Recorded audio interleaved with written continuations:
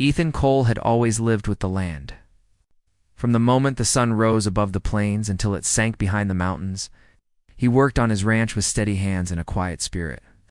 His cattle roamed the wide fields, his boots pressed into the dry earth, and his days were shaped by the rhythm of nature. Yet for all his hard work and all the beauty that surrounded him, his heart carried a heavy loneliness. He was a man who had given his life to the soil, the animals, and the memory of his family. But he had never found someone to share his world with. At night, when the lanterns dimmed and the house stood silent, the emptiness pressed on him like a weight too heavy to lift as the years passed. Neighbors and friends married, raised families, and filled their homes with children's laughter. Ethan, though respected and admired for his honesty and work ethic, remained alone. He told himself that he was fine with it, that the ranch kept him busy enough, and that he did not need more. But deep down, he longed for companionship. For someone to smile at him across the table in the mornings, for a voice other than his own echoing in the farmhouse. He wanted warmth, love, and the kind of simple closeness that turned a house into a home. One winter evening, snow drifted gently outside. Ethan sat at his wooden table reading a newspaper. His eyes caught on a small advertisement that seemed to almost shine against the rest of the print. It was for mail-order brides. Women from cities and far-off towns were seeking good men to marry, hoping for new lives out west. At first, Ethan chuckled at the idea. It seemed strange, even desperate. But the longer he stared at the words, the more they tugged at him. Could it be possible, he wondered, that somewhere far away there was a woman longing for the same kind of companionship he did? A woman who would not look down on him for being a rancher, but would accept his quiet life with open arms? His heart stirred with a feeling he had not known in years' hope. Days later, with nervous hands, Ethan wrote a letter. He introduced himself plainly. He told of his ranch, of the open land, of the quiet life he lived. He did not try to make himself sound greater than he was. He simply wrote the truth. To his surprise, a letter soon came back. It was from a woman named Clara. Her words were gentle and warm. She wrote of growing up in a crowded city where the noise never stopped, where people hurried past one another without ever looking up. She dreamed of peace, of wide skies, of a place where she could breathe. As Ethan read her letter, he felt something stirred deep within him. For the first time in many years, he felt a connection to another soul. Their letters continued through the winter.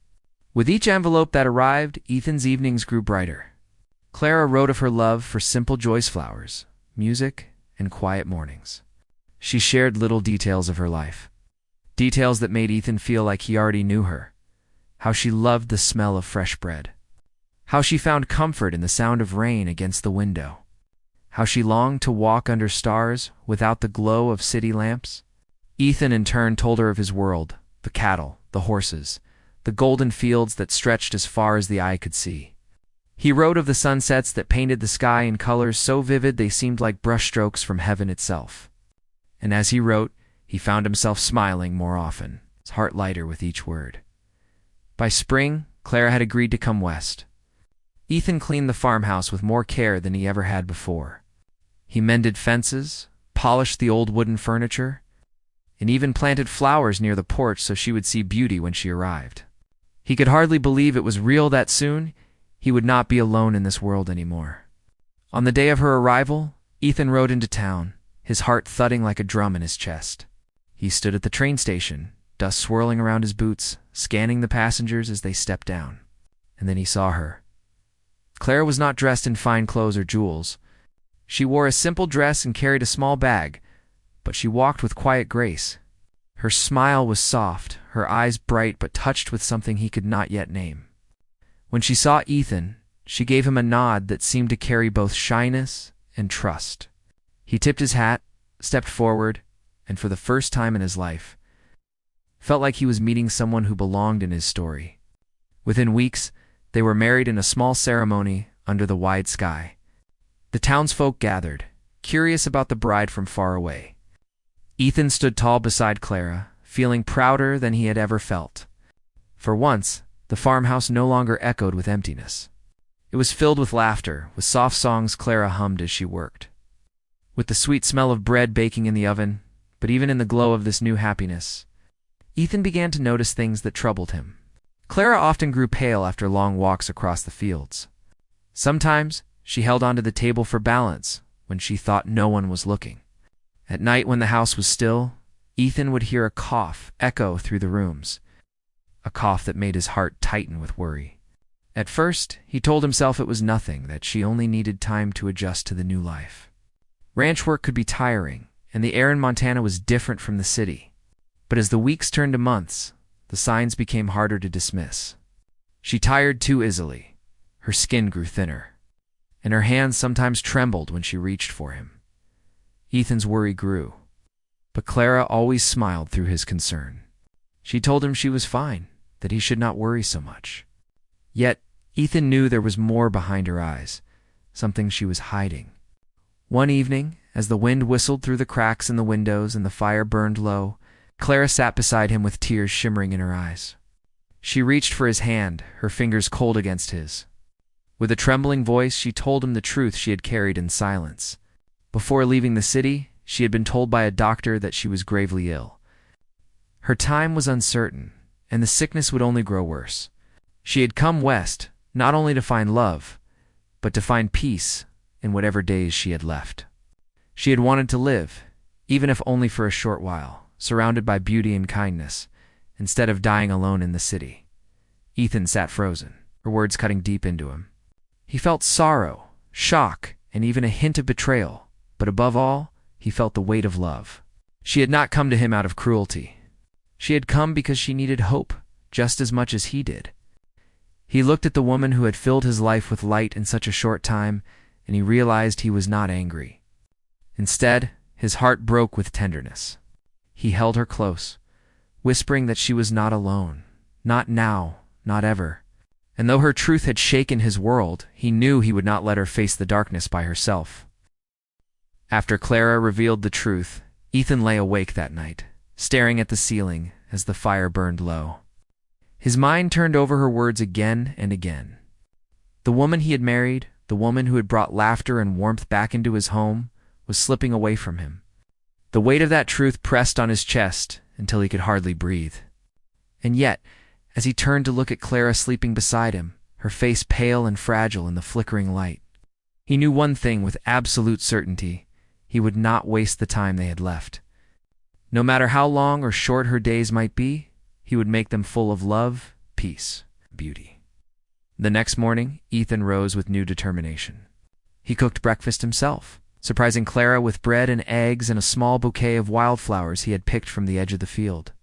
She laughed softly, her eyes shining with both gratitude and sadness, as if she knew he was trying to fight a battle they both could not win.